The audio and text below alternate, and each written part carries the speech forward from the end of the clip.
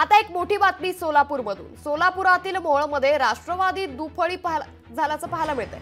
अजित पवारांच्या मोहोळ दौऱ्याआधी वातावरण तापलंय। राजन पाटील उमेश पाटलांमधील संघर्ष आता चव्हाट्यावर आलाय। अप्पर तहसील कार्यालयाच्या विषयावरून राजकारण तापलंय। उमेश पाटलांकडून मोहोळ तालुका बंदची घोषणा करण्यात आली आहे। दादा आपसे बेर नहीं, राजन तेरी खेर नहीं। उमेश पाटलांनी राजन पाटलांना हा थेट इशारा दिलाय। एक प्रकारे अजितदादांच्या समोर मोहोळ बंद ठेवून त्या ठिकाणी ते आपल्या भावना व्यक्त करणार आहेत।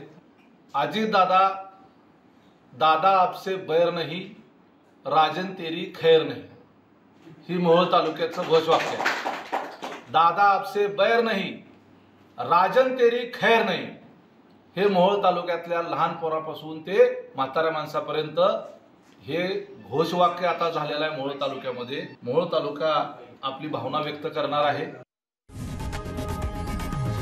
लोकशाही मराठी ऐका, पहा, जागरूक रहा।